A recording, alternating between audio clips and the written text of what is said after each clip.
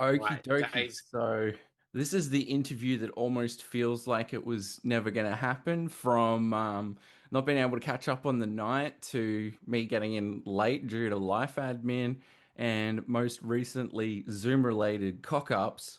We are finally here today, separated by a bit of pond between Australia and New Zealand. But through the Anzac and the metal spirit, we are united today with Chris and Dave of New Zealand Stalker. Air Hey, horn, insert air horn. no, I've got one. Hold that. We have come prepared. Go Oh for it. my God, I love it. Ah! Yeah, thanks for that. Love it. That's so good. Man, I should hire you guys for my backup sound effects. I won't even need Yeah. like a soundboard. Yeah. So, So, yeah. firstly, thank you for rescheduling, and secondly, sorry for um not being around at the time we said we would That's on the day. okay. That it was a pretty tumultuous day on all ends. I mean, like the amount of bands, you guys having such a Right. wild tour, plus poor old Anth, the email he sent about me coming in early to do the interview went to my junk mail. So it was a bit of a crisscross. You know, the gods have tried to thwart this interview, but I'm making it happen here and now. So on I can make it happen. I can still thwart it if you oh. like. Yeah, we can see. No, we won't. So, guys, on that note, yeah, how are things going right now at the moment? Obviously, we'll backtrack and have a chat about the tour and everything. You guys, has your hangover finished up yet from the tour or what? Is the hangover, Yeah. Dave? How's your hangover? Uh, Yeah, it did take a little bit to clear. Yeah, Uh, yeah. we those Japanese boys really know how to drink. Oh my God, You yeah. know. Yep, Yeah. yep. Did you ever hang out with Abigail in the Yeah, end? I had a chat with them and it's funny because like I drove to that gig and I was like, all right, you know, doing the responsible, all right, I'll sit under the limit, have this there, and then old mate produces a bowl of makers and I'm like, I'm gonna say no to a shot. So I had to Yeah, actually it'd be rude. yeah, exactly. But gee, that bottle of makers got pretty quickly ripped out of your Yeah, hands into the audience. But yeah, yeah. those guys. I remember finishing that bottle off. By about 1 o'clock, I think. Wow. Yeah. Yeah. So, I mean, I had help. But yeah, it was yeah. I had a blast, man. Those guys really know what they're doing. mm, Like, yeah, it's really yeah. I would do it again in a heartbeat. yeah. I So, had. Yeah. what was that? Sorry. Oh, I was just going to say I had all intentions. The next day when we got back to go to my course, and I called in sick. Yeah, I I was think tired. that's a Um, pretty safe I bet. was Hey. Yeah. done for a few days, but worth it. Yeah, Tell absolutely. tell them about the yeah. No, never mind. Not yet. Yeah, yeah. So it's cool, man. Did take a while, but it was cool. Yeah, Had a blast. awesome. How does it feel settling How was your moment? back into Sorry, like how was? go? No, you go. Oh, I was just gonna say, I mean, No, you guys No, are you. settling back into, you guys are settling back into, I guess, quote unquote, normal life after like such a tour, such an experience. Like, how does it feel to be back home after such a wild gig? everything's gotten more expensive. The weather is worse. Just all the key indicators about living in New Zealand and in Wellington specifically. Mm, Uh, mm. yeah, I have settled straight back into my rehab centre that I took a 10-day break from to go on my tour. I've got no shame in saying that, but Mm. yeah, that's where I've been for the last 5 months. yeah. Awesome, awesome. So let's chat a bit about the tour. Hey, I think the obvious part to start off with would be Brutefest. What were your kind of outside of your own show, which we'll obviously delve into, what were the kind of highlights of the night for you guys, if you can recall? Yeah, well, I would say just catching up with all my Melbourne friends. Yeah, a lot of friends over there. Unfortunately, catching up with a show for one night isn't ideal, but yeah, a lot of friends from New Zealand live over there. Catch up at shows. Like going limited. to like a family reunion, Yeah, but inside of a wind tunnel. You know, like Yeah. it's really good to see you guys, and you know, I'm fucking stoked to be here. But this is really not no the time or place. There's no place to catch up. Yeah. Like this is ridiculous. Like Yeah. just enjoy the ride. You know? Yeah. Mm. And as evidenced, I guess, by us trying to set up this interview, like, you know, you have best wishes, but no, forget it, man. Best laid You plans. talk, you catch up between, you talk between songs. You know, I mean, it's a shit show. But yeah, family reunion would be the best way to describe it. But yeah, good to see everyone. Shame that we don't have longer. Yada yada. But yeah, we've been to a few of Anthony's fests now, and that's your mate bookings, right? Yeah, absolutely insane what he does. 2 rooms, bands, man, he does the Lord's work. Yeah, he would have. Dim. Yeah, I made very well sure to just give him a wide berth because man was busy by his own hand with that stacked lineup he had for Brutefest. Yeah, a organisation nightmare. However, you know, he's there doing merch, doing whatever. He's there for a chat, for fun, drink. You know, I don't know how he does it. He's still got time to like put a little towel on top of your amp, you know, for the headline. I love that. It's so adorable. And it's those little touches that make the difference too when you're touring, right? And you're dealing with flights and all sorts of other drama. Just little things like that. They do add up. They do make a difference. Yeah. He's a machine. I mean, it's easy to make fun of, but actually it is. It's really like having just a baseline level of comfort. Like I'm not fucking 17 anymore. You know what I mean? Having someone doing it for you is just you don't want to. You're spoiled. You don't want to go back to doing things on your own anymore. Yeah, absolutely. So the experience of the whole tour, then, like the Australian New Zealand tour, has been really smooth. I take it. Like Brutefest wasn't an outlier. We've done like what 6 or 7 now with Anthony, and they just get better and better and funnier and funnier. Yeah. It was like we had a great time a year and a half ago with Midnight, and this one just they just keep getting better. Anthony's obviously you know, the main ingredient here, but the shows were great. Every show was great. It sounds really corny, but every show was great. I mean, no thanks, in no small part to him, to your mate bookings and what he does and how he does it. You know, if something he's doing, it's done. You know absolutely. I mean? Like his car could break down and shit does happen, but you know, he's so like, this sounds like a real cheesy like job interview. Like you giving the following is not a paid advertisement yet. Yeah. But no, he's really good. I rate him. Yeah. Awesome. Yeah. Oh, I almost want to go on another tour with someone that's like that hasn't got his shit together just to see, because it's been that good. And like, man, there's a lot of promoters, you know, or tour managers that, you know, are just all over the place. But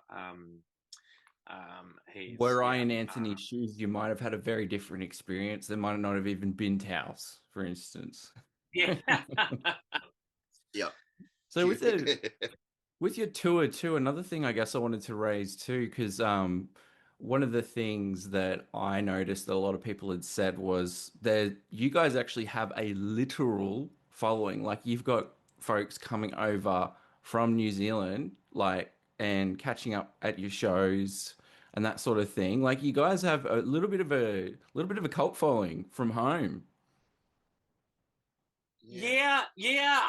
Explain that. Yeah, we did see people in Auckland saying to us, "We'll see you in Melbourne and like at Brutefest," and then kind of forget about it, and then we're over there, and then I'm just recognize them, and I'm like, "Hey, what are you doing here?" And then remember that they said that they were coming over. Look, I think half of it is just right time, right place. They've booked their holiday and the show's on, or they've booked a holiday around coming over for the show. Yeah. So, but I'll tell you what, it's the small town folk that travel. Maybe, man, there was a guy that traveled, man, 1,000 Ks. Do you have 1,000 Ks in Australia? I think you do. Oh yeah, we do. Yeah, for sure. Coming into Brisbane, he was like, man, as soon as I saw the show announced, I booked my tickets, and he was from like north of Australia, came down to Queensland. And there's always probably one or two of those people at each show saying like how far they've driven, and I don't know what to say to them.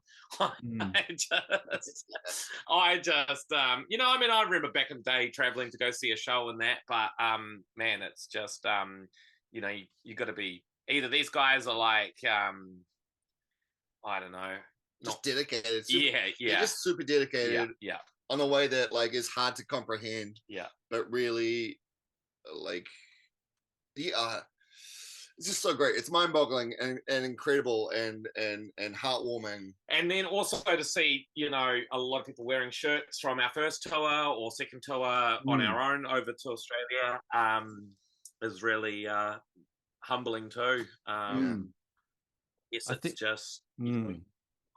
I think the main point around that too, fellas, is you guys have generated quite a lot of buzz around your live show. Like a lot of what was being talked about on the night, even though half of Abigail's, like half the floor lickety split after Abigail.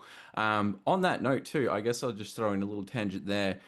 I think that people might hear the music or see some of the footage and be like, okay, that's like very schlock, cock rocky kind of stuff. But I think what they miss out on with a Stalker show, like for me, like I already was like, dear Christ, I cannot headbang anymore before your set started. And by the end of it, I was like, I'm going to need a spinal surgeon. Like this is 10 times heavier. Like I'm always expecting heavier live, but you guys are decently heavy, thrashy, fast. And I do feel like from a punter perspective, quite a lot of people that say, for instance, I don't know anyone that bailed, but I know that half the floor cleared at the tote after Abigail.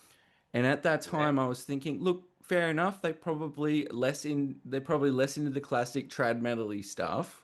But also during the set, I was just sitting there thinking, missed opportunity for you guys. So I guess my feedback around your show. You've seen us? Yeah, first time. And okay, you know what it was? Let's counter that. You know what it was? It was because a huge pit opened up. And these people just had nowhere to go. Like I was gonna jump in the crowd just for like shits and giggles. But man, if I went in there, I would have got my ass eaten. Yeah. Like, do you reckon maybe some people left because they got just completely minced in that pit and they were like, I'm out, I'm done, I've been going since 4 o'clock. Yeah, man. Yeah. Because you guys as well, I think with your live show too, like again, it's one of those things where I think people can make like assumptions like, oh, it's going to be big 80s rock riffs and that sort of thing. But the thing I noticed about both your guys, like all your guys playing, is like you're throwing a lot of stuff in there, like through the set, I was getting speed metal, thrash, you're getting your very arena rock flourishes, but you guys are actually playing quite a lot of the co-headlining with Abigail makes sense to me because you're playing a lot of like fast running stuff, like, and for me, I guess I'm interested because you guys were diving off the stage. And Chris, you're doing solos over Dave's back at some point. You guys are basically running into each other, doing dual vocals. Like, um, it's actually there's quite a lot going on with your live show, and you guys are managing Yeah. to hold it and play. You know what I mean? Well, barely. I would argue. I would argue no, but you get away with if that was a live recording and you went back and listened to that at home, you go, "This is a pile of dog shit." Well, we don't know.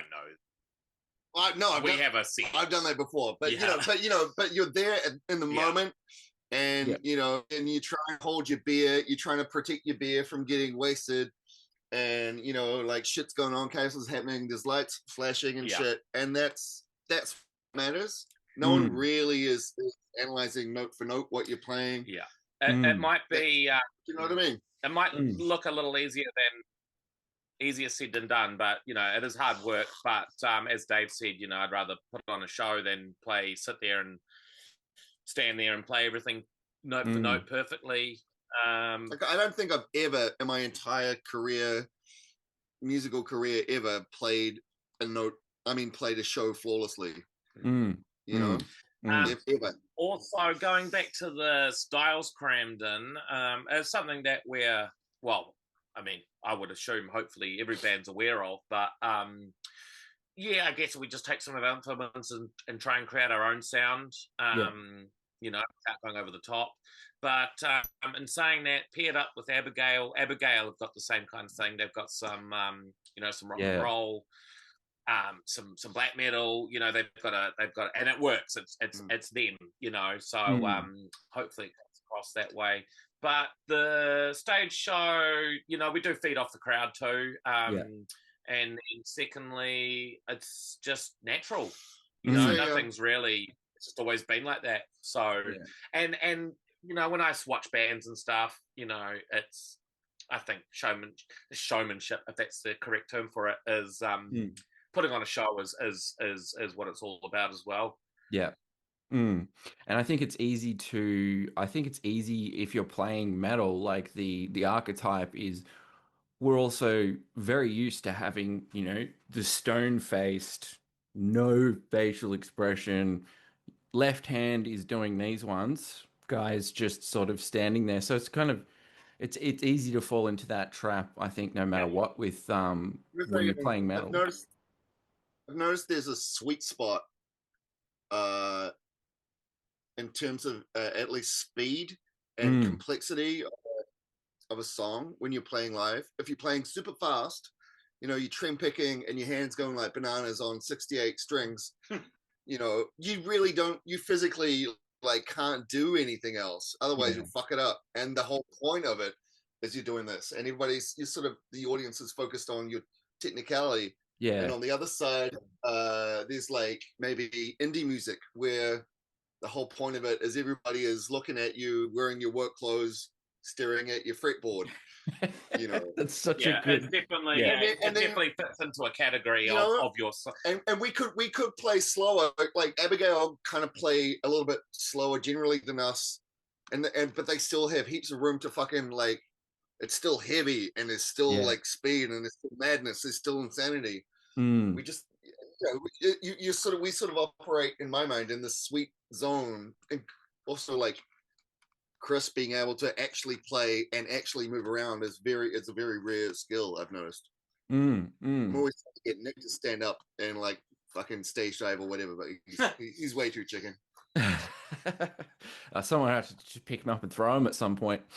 I'm sure that's going to eventually happen. He's actually incredibly strong. I would never dare do that. But let's go back to like some band that's even some black metal bands. I don't know. It's not really my forte, but you watch kind of like the OG black metal stuff. They've got a stage show too, and you got bands that kind of just are just there like this. If that's the case, and if that's what you can do, then I'd create a show around that. There's always ways to bring the audience into your world, I think I think that's very important. But a little theatre never hurt anyone. Yes, theatre. Yeah. Well, on that maybe note sacrificing. too, Go back to sacrificing things on stage. yeah, yep, sacrificing. Yeah. Sorry, livestock, but yeah. Anyway, PETA is coming after me after this interview, but anyway. But on that note as well, too, guys, like, it's not just your performance. It's not like you're getting up there dressed like indie musicians. You've got the whole getup. You've got the spandex, you've got the studs, you've got everything going. I modeled my look after, obviously, a lot of Judas Priest, but it was mainly Lips from Anvil.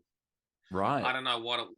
Yeah, I've kind of he's and we kind of look the same too, but yeah, that was my what do you call it? Inspiration. Yeah. And yeah, without getting too silly. Yeah, it's just part of it. It just on the performer's side of it, like it's like when you would go out on a Friday, Saturday night, and you put on your good shirt, and because you want to feel good, you want to feel different to how you dress all week. You put you it's not as like obvious as donning a new persona or anything. You're sort of accentuating that part that needs to come out.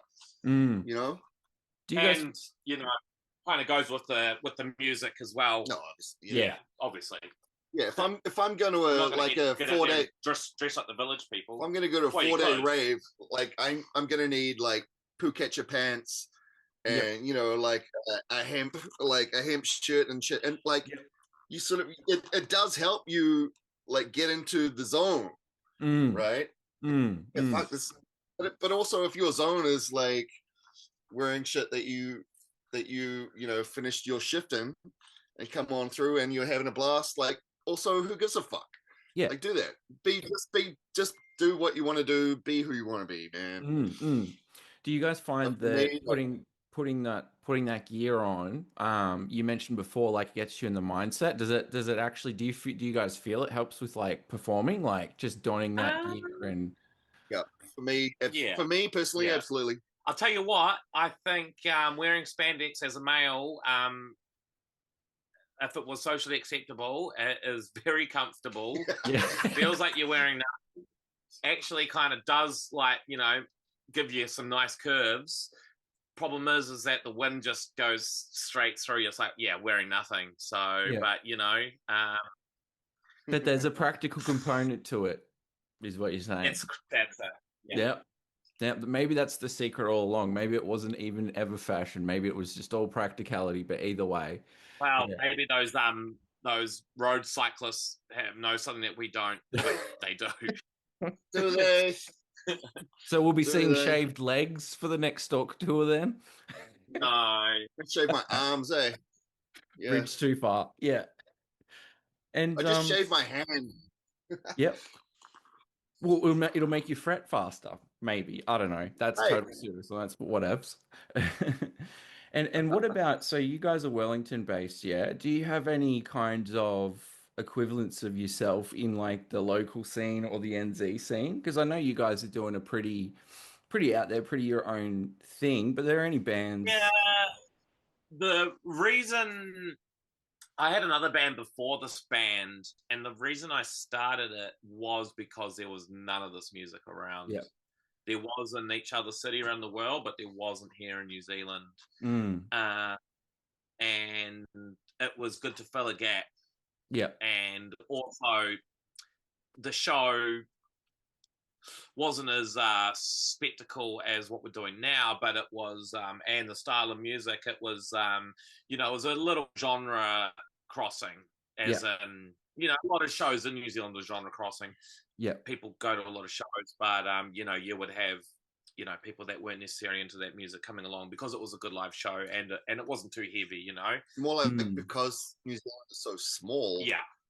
You don't have the luxury of a clique, of a niche. After that band, There's a little bit of a break, and then we started this band, and I think in the last few years there's been a few more speed thrash bands. I'm not saying because of us, but you know, definitely going to say that. Definitely not because of us. Definitely say that we were definitely, you know, one of the only bands doing it for a while. Yeah, for a long while. And it's an interesting comment on like kind of the cross-pollination of shows and lineups and genres, because I'm from regional Australia myself. I spent a lot of time. I live in regional Australia now. Where are you? I'm living near about half an hour near Geelong, so about an hour and a half from Melbourne. And it's similar. What's your address? Hey? What's your address? I'll just, we went out to Geelong on our second headline tour. And man, we were so blown away. The whole place was full. It was that place. Is it Medusa? Medusa Bar, yeah. It's a very I think that's almost like now. a corridor. Yeah. Yes, it was like a shoebox. And man, half the people, or 2/3 of them, were from Melbourne, because the night before was Napalm Death was on. So they came out to see us in Geelong. So you're saying you struggle living even outside of Geelong. You struggle like getting your needs met, as it were. So you're forced to go see what you can instead of what you want to necessarily.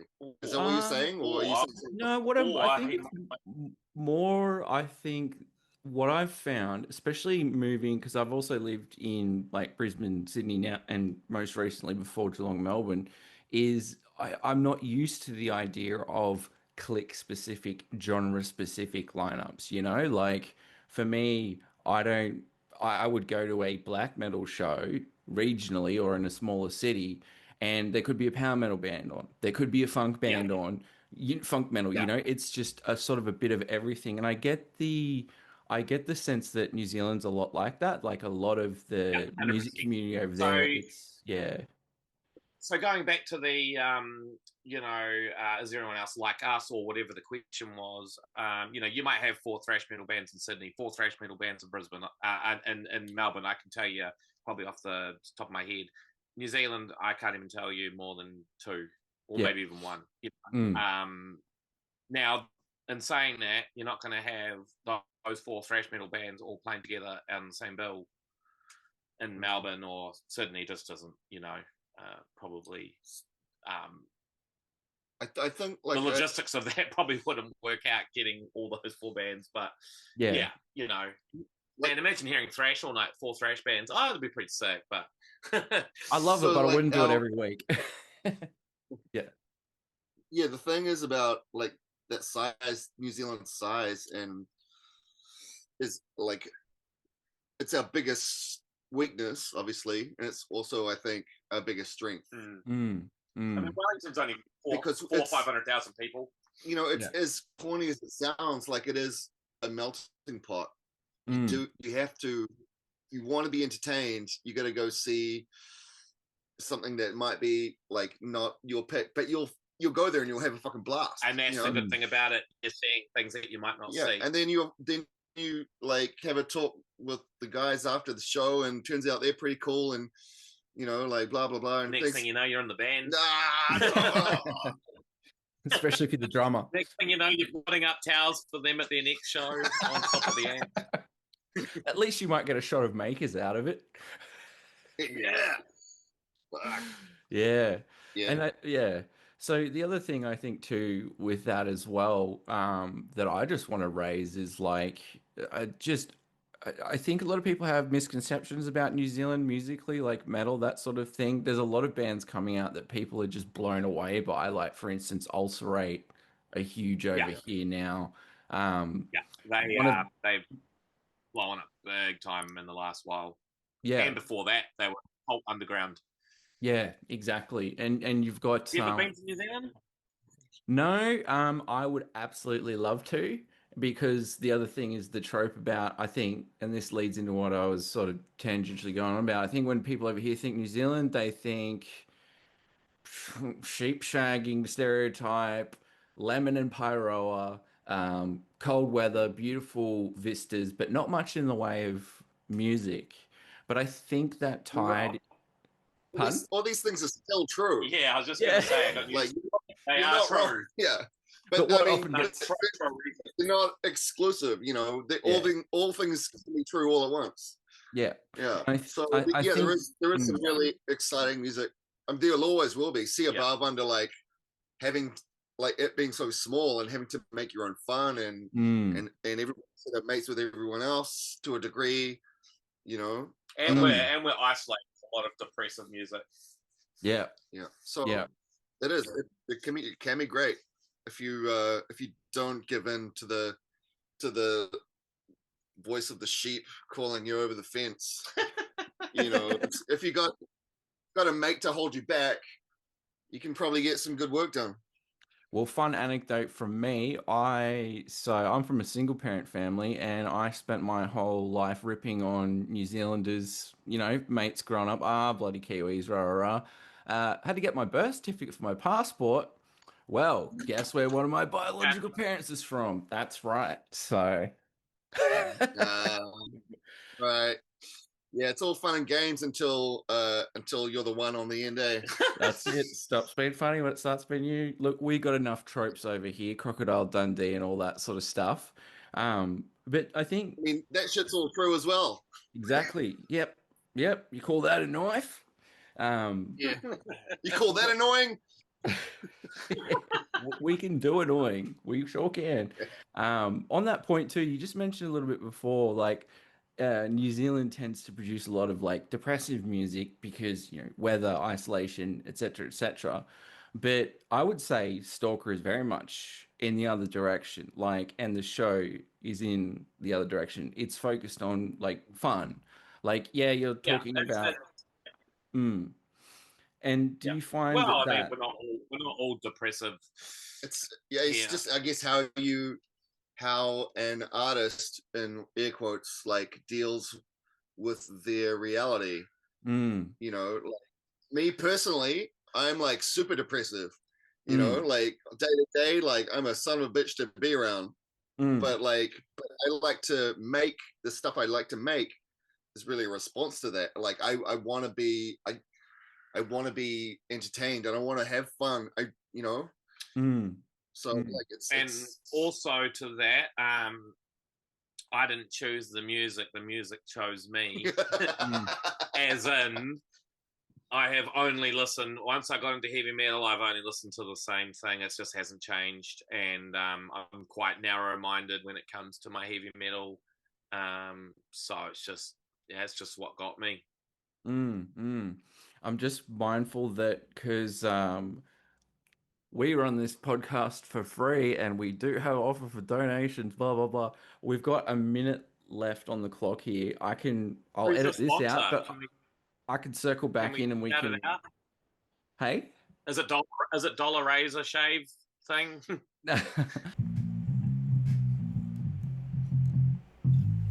Consider that intermission music. Hello everyone, it's Brady here from Earnest Check. Once again, we were cut off by the gods of capitalism, the god Joaquin from D&D, etc., etc. Just a little bit of a reminder here that our show is volunteer run and led. So if you would like less annoying intermissions in the middle of your interview media from me, consider supporting the podcast over at ko-fi.com, ko/fi.com/innerstrengthcheck. We don't have a subscription model. We don't utilize any advertising.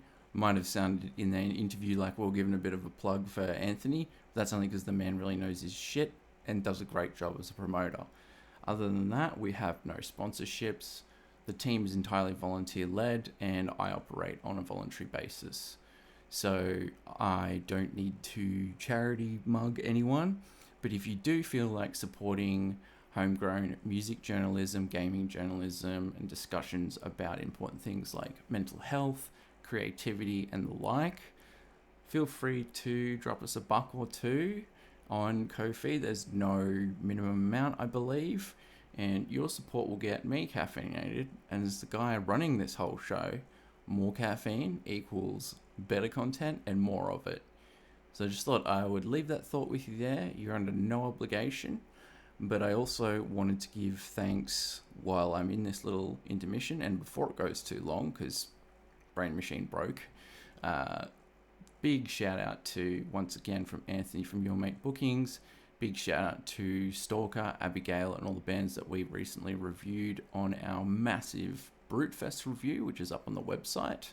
And a little bit of a side tangent recommendation to check out Dean's insane coverage of Ragnarok Festival while you were meant to be on holidays, Dean. Anyway, I appreciate it. It's a good review. So if you like the show and you want to support weirdos doing weird stuff, do feel free to drop in on the website, innerstrengthcheckpodcast.com. Reach out to us if you would like some of your music promoted. Always looking to feature bands on podcast episodes and feature in some of our other content, as well as put up promotions, all that sort of thing. Okay, I've blabbed enough. Let's get back to the three of us blabbing too much. Thank you, and as always, peace, love, and grindcore, or in this case, speed metal. Also relevant. Cheers. So, part 2. Let's go. Yes, part 2. Yep. We can't. What was that mug? Just a. Oh, I thought it said sponsor. The $2 store. Yeah, but do you know the joke I was making with the razors, the dollar shave on every podcast that came out? Was it funny? No, it was funny. Not very good. Anyway, we're not sponsored by Manscaped or whoever does all those YouTube ads. Nah, Manscaped's the new one. No, it's the new one. It used to be dollar shave. That'd be a good advertising pivot, actually. You know, you guys wearing spandex. It's like, hey, if you want to dress like Stalker, manscaped.com. I'll happily take that. But on a more serious note, as serious as I can be, I think we're touching on some good threads there just before we got cut off by Arch Lady Zoom. But we were talking a bit about how, day to day, how life. I mean, I also struggle with my own mental health issues. Like you can tell if you're around me on a day, but it's probably a little bit harder to tell at a gig because I'm like an excitable little ADHD ferret. But I think. On that note, for you guys, how do you find the experience of like being in Stalker, playing in Stalker, not just the shows, but the whole process, writing, recording? How do you find that helps you guys? How does it help us? Musical therapy. I think it's a good, it's So you touched on a couple of weeks ago. You were told that you need like an overarching hobby. Is this ringing a bell? You need. I've just been recently diagnosed with ADD, which has been people have been Welcome telling to the me club, my whole life. my friend. Yep. Yeah. I've got OCD my whole life, but I was looking into ADD, and it said that they tend to have a super project that they work on. Yep. Yours might be your podcast thing. Mine's my band, where you just put all your time and energy into it, and it works really well. Yeah. Apart from that, your life's in peace. Yeah. Look. And I was reading it, and I was like, oh my God. I was like, this is, I'm not saying this is for everyone, but there's obviously positives about having that ADHD or ADD or whatever, where you hyper focus on something and you do it really well, but it's just all balanced stuff. But I think in terms of how does it, if the question is how does it help your mental health, I think anything arty. I mean, if you're an art type creative person and you've got some mental illness, I think it's a given. It's well, every artist does have. I would argue every artist, or any creative does have. We have one class a week of art therapy at my rehab, someone suggested why not music therapy. They did do it for a couple of classes, but it was terrible. So yeah, I went around the room. Everyone had to pick a song they wanted to listen to. Did you get up on? You didn't get up on the table and scream "Born of Steel"? I put on "Be My Lover" La Bouche. Okay. Nice. So the good thing about that actually is that like it covers everything. There's so much admin to do, which loves. He genuinely loves and genuinely is good at it. There's creative stuff. You know, you're making something out of nothing. You know, there's like this sort of marketing stuff. As boring as that shit is. You know, like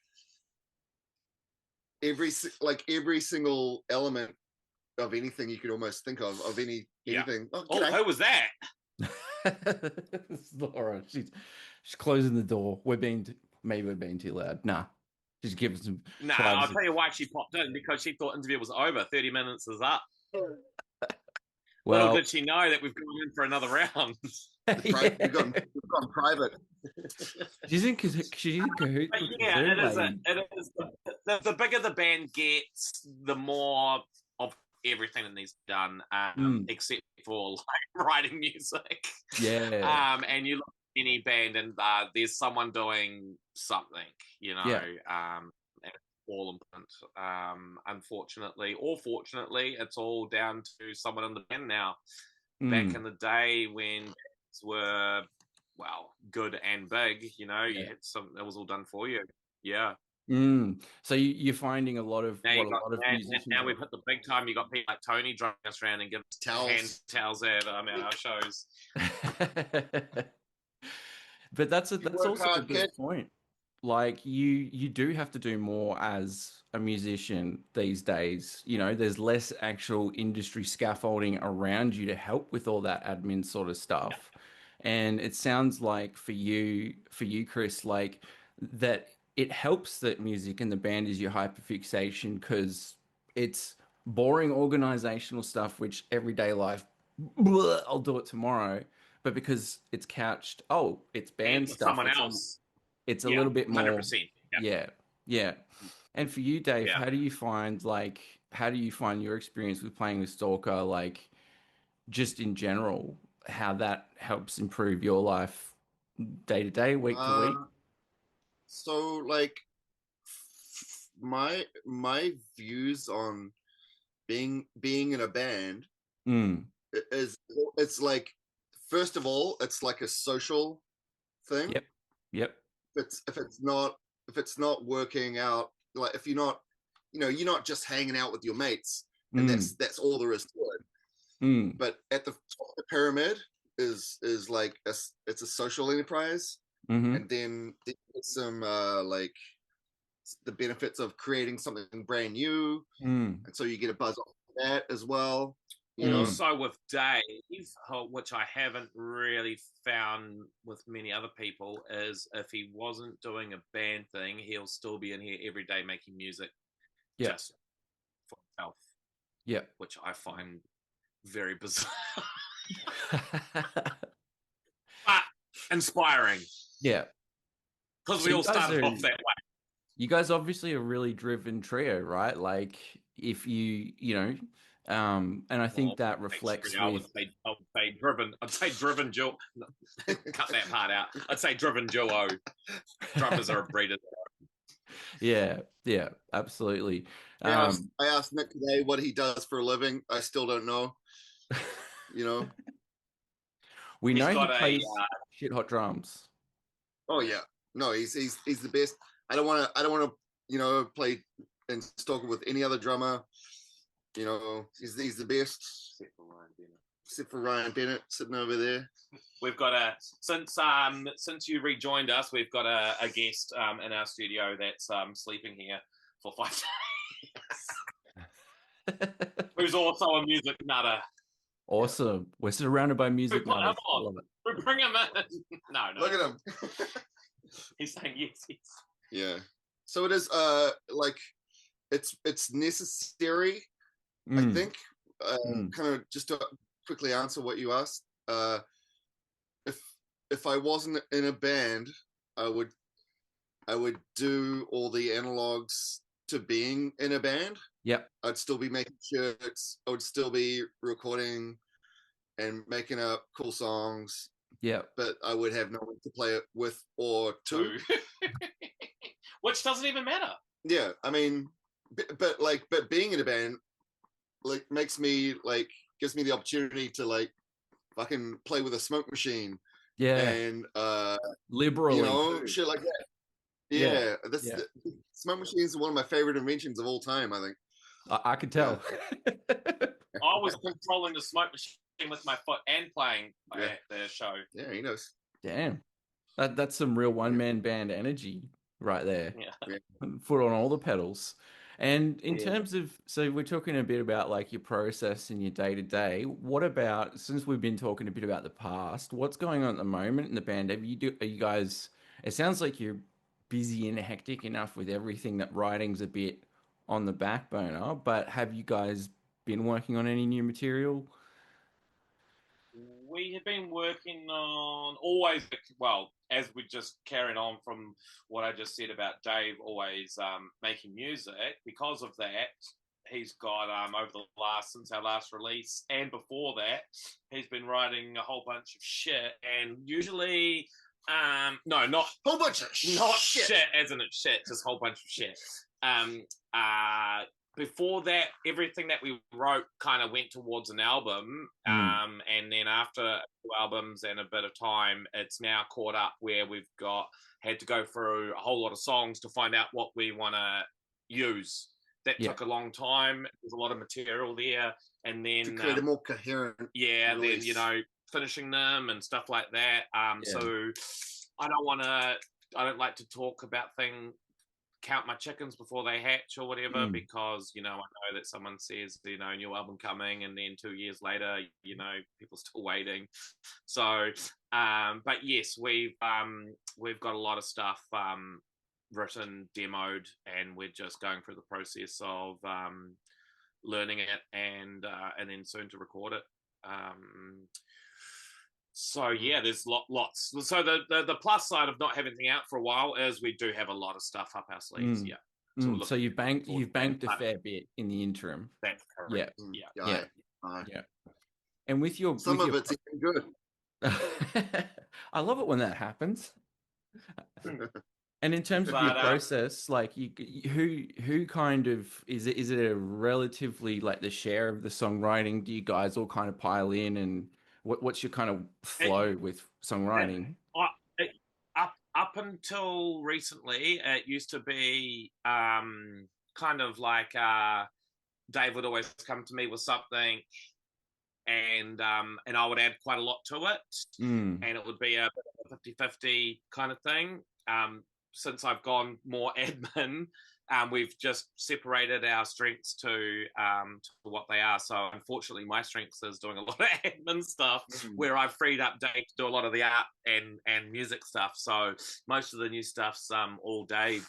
What I've come in with is really kind of Dave's, I wouldn't say weak point, but is... No, I feel like... producing. I can say I couldn't admin my way out of a wet paper bag. So because of that, I've done less writing, and he's done more, which I'm completely fine with, because I enjoy it and all that, and he's doing a great job. Only thing I've really done is kind of just I guess the term producer, come in and been like, maybe this here, do this again, kind of thing. Dave's more than capable of doing that. But yeah, it's nice to do a lot of writing and let someone else kind of, we both trust each other, and we both do it together, and there's no arguments yet. Good innings. Yeah, it is. I think that's really good. I don't think we've had any bad anything. I mean, we are, we've been around the block. We're a bit older. Maybe that might be cause for more arguments with some people, but or also less ego, less young rock star. Look, I'm the new John Petrucci, so this is how it's fucking going. Yeah, kind of thing too. Our kids like that still. I don't know. Maybe Yeah. I sound old and dated by quoting a guy from Dream Theater. Yeah. Well, that in my experience, like circling back to like part one of this interview, see what I did there? We like New Zealand being so small, that behavior gets called out pretty quick.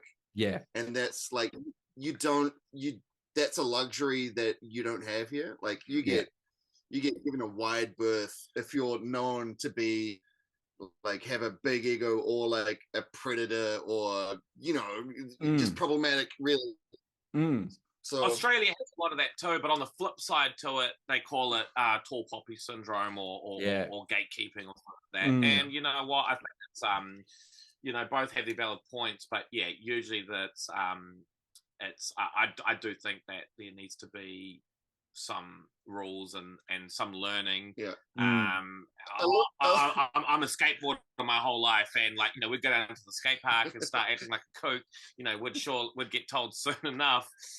What's going on. Oh, and, you'll cop a truck. You'll cop some trucks to the nose and have a nice facial reconstruction. And in the music scene, that doesn't really happen, and I think things like that should happen. And then if it does happen, then they start calling out, oh, you're better than us, or you guys, or tall poppy syndrome. You want to, but it's. What about when do you know what I mean? Does that make sense? What about when so this last one with Abigail, Anthony from Your Mate Bookings, one of his big ideas was to get us to swap the last act. So each town had a different, we'd swap who finishes. And then we played Wellington in our hometown. And then the word on the street from some of the punks that showed up. Oh, really? They were like, who do they think they are? Really? Like, yeah, it's true. Who was it? I'm not. You don't want to call out one of the 5 people? Yeah. I'll message them after. Yeah. So outside their door. So, like, things can, like, go to an extreme, but that's obviously just catty. Like, actually, that's more a symptom of the modern punk scene, probably. Signaling and shit like that. I don't think that. I think maybe just a little bit of bullying is okay. Kind of keeps you humble.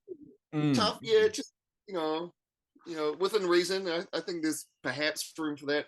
But yeah, it's a fine line between keeping things real and letting shit get out of control. Yeah. But it sounds like and again, I think it's a good analogy, like in bigger cities and like especially like even outside of Australia, you could go to a festival where it is that genre and there's that clique and that is their life sort of thing. Whereas somewhere like where you guys are, Wellington, the New Zealand scene, would you say maybe that because it's more tight knit, it is more self-governing because you just if you're gonna prance around like a big fish in a small pond in a scene like that, like the community's linked enough, it's tight knit enough that you're not really gonna last. Yeah, both apply. You start to get like small town behavior, which can be even worse. Yeah, but both apply. But unfortunately, it's case by case. But a lot of the times it's justified, and then a lot of times it's not justified, and it's down to the person having a hissy fit.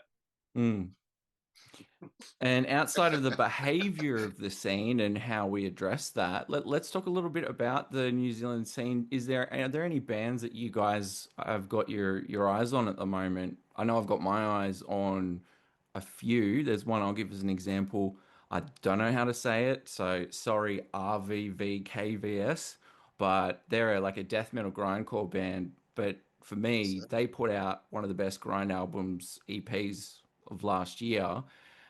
What are some little local / NZ? How do you spell it, Brady? Off the top of my head, RVVKVS, and I might be getting that wrong. But do you guys have any examples of some other little like NZ treasures that maybe our listeners? Yeah, well, funny you should say that. We just saw a band in Auckland, a new band, and these guys are old heads. They played in one of the first black metal bands in New Zealand for a long, long time. I think they're only a band for 18 years. What was the band called? Winter Deluge. They've 18 years in a band, Jesus Christ. Their new band is kind of new albumish, and yeah, it was killer. That was in Auckland. So who was the first band? Cesura, they were really good too. Cesura? Yeah. So, getting out and playing with these bands, you know, awesome gems that you find online or live. But yeah. So the good thing about this band we played with in Auckland, Cesura, they're all really, really young. Kids. I think they came to our show last year, I remember, and 6 of them came in with one of their dads. Yeah. That's adorable. You know.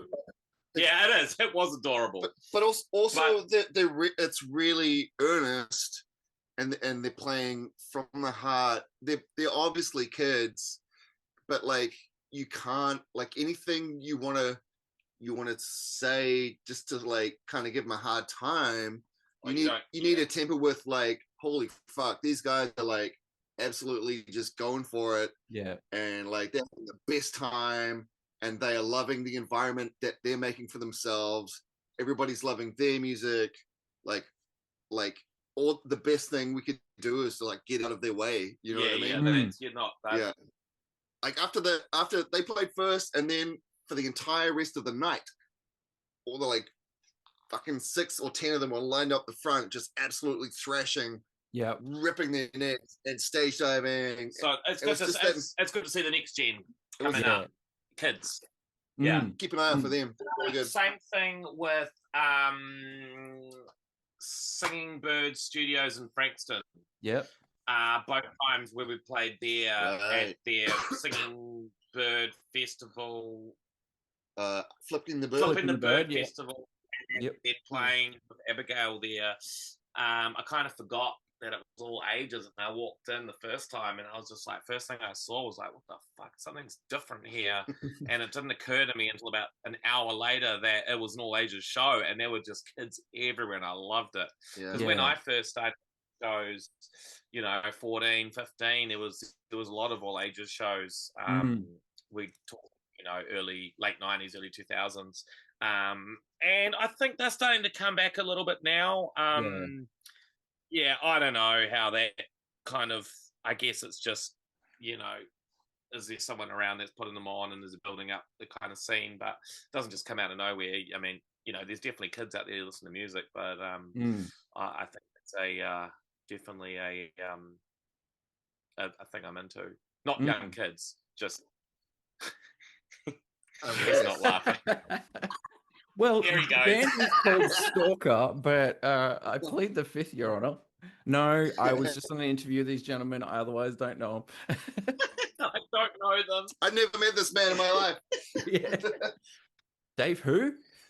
Is who? What? How are you feeling about the New Zealand scene in general at the moment? Like, obviously, New Zealand's going to be going through even tougher financial and economic times in terms of the industry than Australia, which is already doing it rough. But I guess yet again, I'm just hearing and seeing more and more quality things coming out of New Zealand. Well, I mean, sometimes those times hard times. Tough people. That's tough people create. Hard times make metal. Yeah. There's always going to be room for music. So when COVID hit,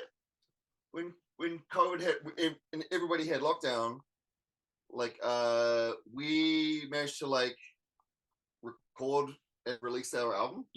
Right. Like that was a huge thing for us. Like we recorded it in 2020 and released it in 2020. I think like a lot of people did that. They managed to like fill their time. Yeah. Like we're not working. We're stuck here. What can we do? Well, I'll tell you what you can do. You could be another band, and they were having shows, sit down shows in front of a TV or some shit. It said they finally got to put sold out on their poster, and then you're like, huh, sold out, and then you find out that the capacity's 20 people at the bar, and you have to sit down at a table. You get to say sold out, but it's 5 people with cocktails that are clearly marked with walkways and everything. Yeah, it's but strange. I guess people need live music. Yeah. And I think that the appetite for live music, and especially for bands like yourself, where it's a real show, I think post-pandemic, the kind of the demand for that has only increased. So I guess from my unprofessional perspective opinion, I get the sense that there's a renewed keenness to be going to shows, and I thought that was something that might kind of taper off a little, like that initial excitement. Yay, we're all out of lockdown. But I don't know about you guys, but specifically, like for you, within the last 2 years, you've actually done more touring. You know what I mean? Like, it's almost like things are accelerating there. Like, there's more demand to be going out and touring. I don't know what that's down to. Tony says, where you're going to keep coming back and building that momentum. And as well, except man, just I wish we could do it more and have time to do all the other things, as much as it only is a few weeks out of the year when you go and do it. It's there's a lot of behind the scenes preparing for that shit. Things get old, things take ages, and then put on top of that, your 9 to 5 Monday to Friday work. It's just something's got to give. Whether it's playing lots and then not releasing, or releasing lots and not playing, something like that. It would be ideal to play lots and release lots. And I think that's everyone's dream, but bit of a luxury, hey? Yeah. And on that note, around touring, are you guys planning on? You don't have to do any big reveals here for the Kiwi audience, but are you planning on doing any more local shows upcoming in the near future, or are you taking a bit of a break for a bit, or what's the sort of the idea there? No, we don't need to get into that. Oh It can be mum. We're still just taking a tiny break from announcing. We've got shit lined up for sure, but things that aren't announced yet. So we're taking a wee break and really gonna hammer this project that's been on the burner for ages. Another thing is that once you've got some momentum, keep that momentum going. Otherwise, you have that momentum and then you stop to do a show or stop to do this show and that show. You got to get back into that momentum again. It's just it's a bit more fucked up than you think. On paper, it sounds right. We'll do this, we'll play a show, we'll do this, we'll play a show. But having that momentum broken really pushes you back. So I think you just got to stop and just do one thing, which is fine. Still having fun, still doing things. So how do you sort of do you guys find that? Do you find like practicing or going to shows, that sort of thing? Do you find that you have ways to kind of at least keep a little bit of reserve momentum? You know what that makes sense? We don't. To be honest, we only really practice before we play. Right. And then it's either one thing or the other.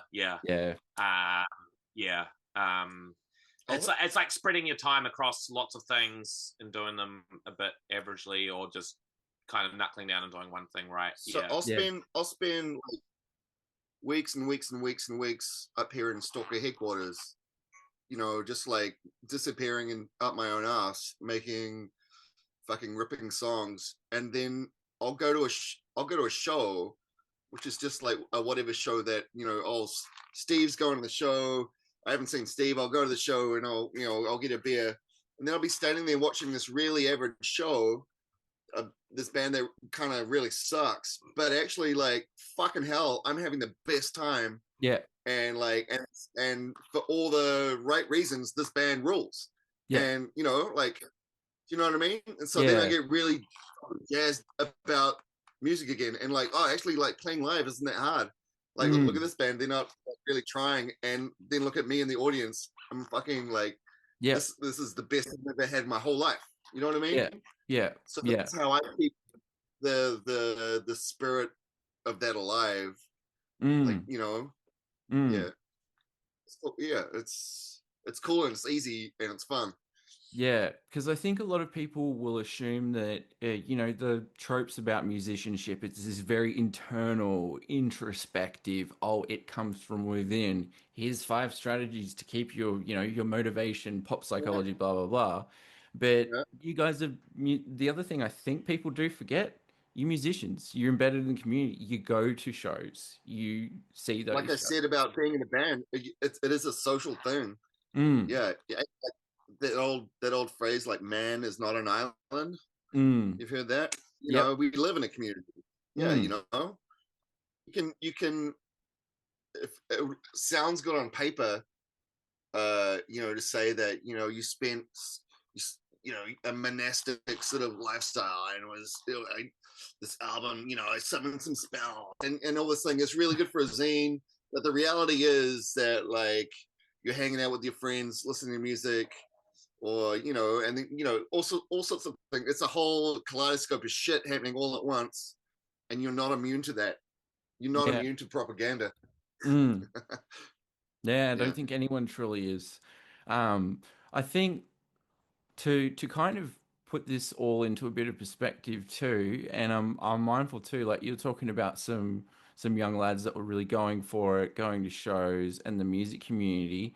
And this is I'm sorry, I always feel like generic rock journalist when I ask this question, but I think to tie it all up in a nice kind of bow, I think particularly for you guys, so you've What's your mentioned, favorite right? color? Oh yeah, favorite color. I've got a couple of other interesting questions for you. Number one, Dave, what size staple are you using to staple your balls together for those piercing vocals? Hang on, mate. Hey, what? What size staple? It's the smallest ones. Yep. Right. Yeah, the Okay. little ones. What were you doing? Stapling your pants together? Just to get vocals really high. Oh, I see. Yeah. Yeah. That went over my. Yeah. So yeah. Cool. So that's Um, that's one bit of practical advice for the audience. You don't need to go industrial strength no. Well, staples yeah. for the falsetto. Well, Um, my approach has always been like throwing myself, like musically and vocally, mm, just throwing yourself down a flight of stairs. Really, okay. skate Yep. like skating for the first time each time. Cool. It's thrilling, and you're bound to fuck it up, and I do sometimes, but like Well, I hope you that, still but got that is some. fun. I hope you still got some highs in you for the new material. Otherwise, we might have to be getting the next staples up. Well, Get some bigger size things. next time you guys are in Melbourne, there's actually a place that's called like the Thousand Steps. So maybe we roll you down there and you actually Cool. break the sonic barrier with your high vocals next time. All right, that would definitely make a sick episode. What is that?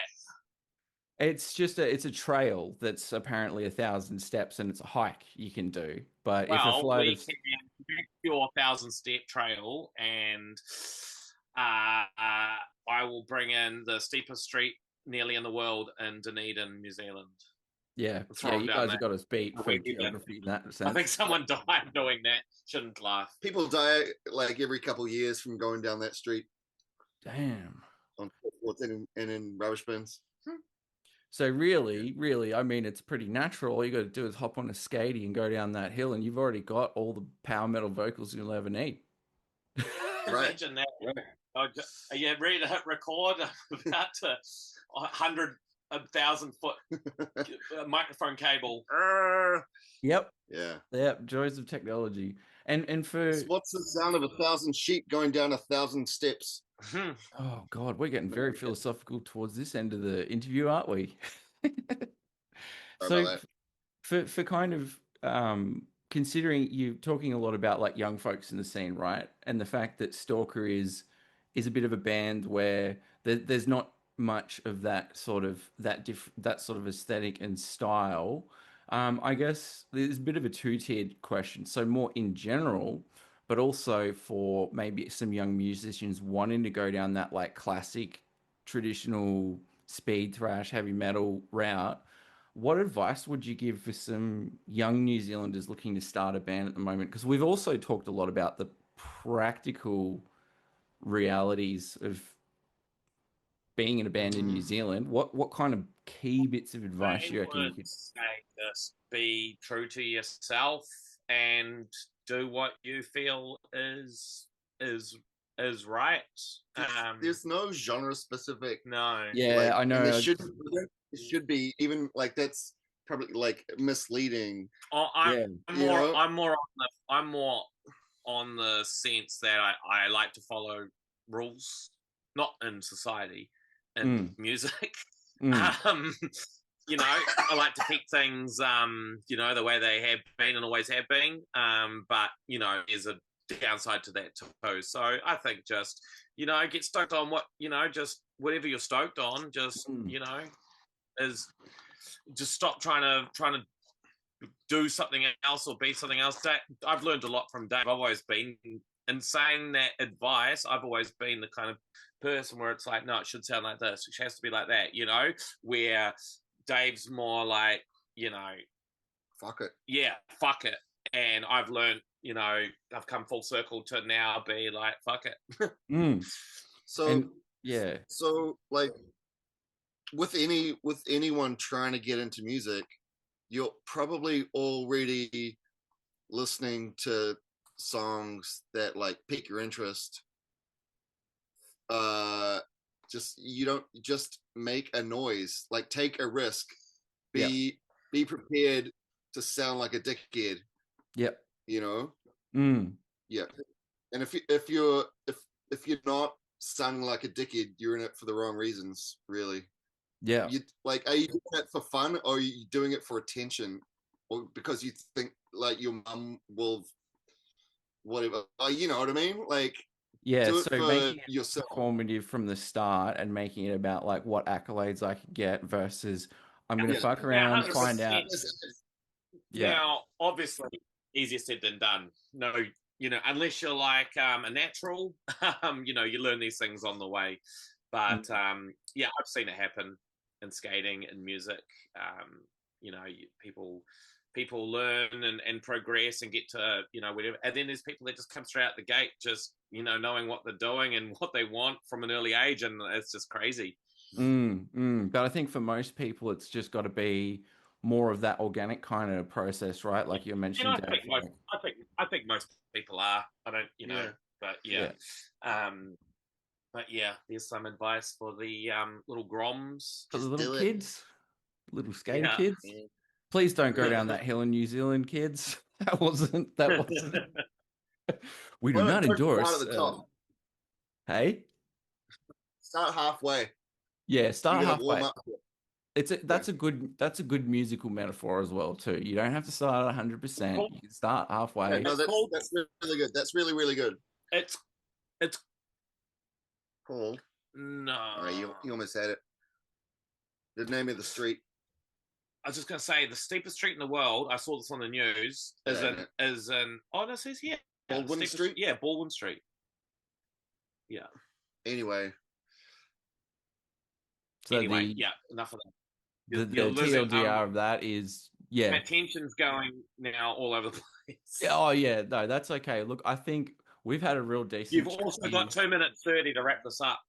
Yeah, Otherwise, we're gonna have to connect goddamn and say capitalism, goodbye. man.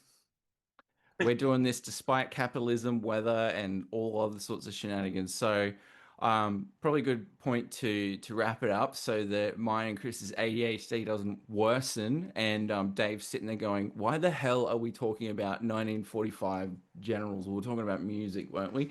Um, but I just want to give a solid cheer, bro, to you guys. I really enjoyed your set, and we're looking forward to catching you guys again soon. And once again, thanks to Anthony from Your Mate Bookings. Thanks to Abigail and all the bands. And you guys, I hope you enjoy your evening, and I hope you get to see some wicked shows soon too. have some Thank fun you. of your own. Awesome. Yeah. Absolute pleasure, Brady. Yeah. Awesome. Love your podcast. Love you to bits. Kiss you on the lips. See you later. Oh, there we go. I won't try to kiss you on the lips through my mic at the end of the podcast, but the kiss is there. It's there in the heart. So thank you very much, guys. I hope you have a great evening. Yeah. You too, man. See you later. All right. Cheers, guys. Catch ya.